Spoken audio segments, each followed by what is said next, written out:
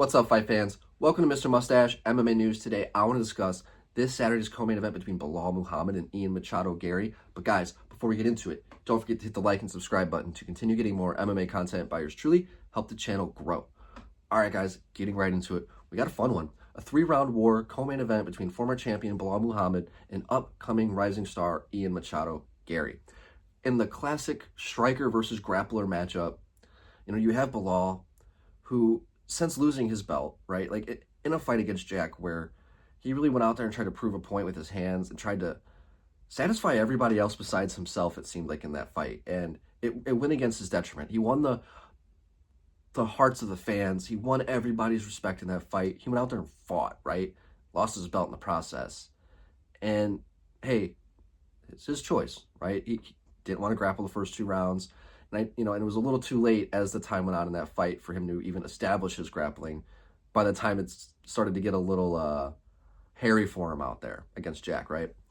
But still fought great, fought valiantly. He's had moments of success with his hands as well. He's got good power. And Belal, he's not the type of guy who's going to go out there and show hands, right? But his takedown threat is definitely enough to open up some success for him with his hands. And it makes him look a little better. I mean, he had the standing TKO over Sean Brady. It's a very fucking impressive victory that he had over a guy at the time was an undefeated prospect who's, putting people away. But here with Belal, 37 years old, he's against Ian Garry, who's 27 years old, maybe 28 years old. You got about a 10-year age difference here. Belal, for him to work his game, reminds me a lot of Sean Brady and Michael Morales. And I feel like I'm scared it's going to end a lot of the same way because I want Belal to go out there and get the victory, but I just don't know if he's going to be able to get Garry to the ground. Now, it's 3 rounds, which helps. I think this fully supports Belal because if he can get the fight to the ground in the first round won. If he can get it down to the second round won. You kind of got to survive the third. And I feel like that's kind of his path to victory against Ian because Ian, much of an annoying little fucking cuck that he is phenomenal. He is world class. His striking, his ability to change levels when things aren't going his way, to keep his opponents guessing, his range. He establishes his range so fucking well, and his accuracy upon his range. Picks his shots, he mixes them up. He's not throwing the same fucking thing. He's always giving his opponent to think about putting them on their back foot, right? Almost doesn't give them an opportunity to open up their own offense. And that was kind of how it was with Carlos Prates. For 4 rounds, he went out there and just kind of didn't give Carlos an opportunity. And Carlos wasn't really able to, he had to bite down and make something happen. There was no opportunities that kind of showed up until Ian really started to slow down those 4th and 5th rounds. And that's where we saw Carlos kind of take over. Now, I truly believe if Carlos actually bit down his mouthpiece earlier in that fight, we would have had a different result. And that's how high I am on Prates.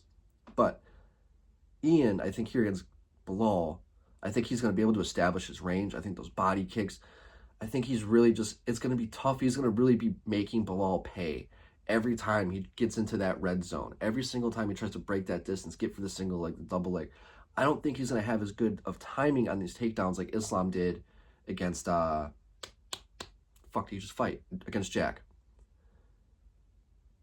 But if we see Belal get early success, who knows? While they're dry, but Ian has shown good grappling in the past. I mean, he had Shavkat in a choke. That was what got him the victory against MVP when it wasn't going very well against the feet. He was able to get him and go up against the fence, utilize his grappling. So it's interesting. But, as much as I don't want Ian to get the victory here, I think he's going to get it done. I think this will be kind of the last thing for Belal, because I think if he loses this fight, it's gonna be lopsided. I think it's gonna be a lopsided loss. But I want to see him get his hand raised. But I see Ian going out there and fighting his fight. As annoying as Ian Garry is, you have to at least give him his respect as a fighter because he's damn good, damn good. All right, guys, I'd love to hear your guys' thoughts. What do you guys think? Do you guys have Ian Garry? Do you guys have Belal Muhammad? Love to hear your guys' thoughts on the matter. But that's going to do it for today, guys. It's going to flip you guys off. Mr. Mustache, MMA News out. Let's fucking go, fight fans. What the fuck?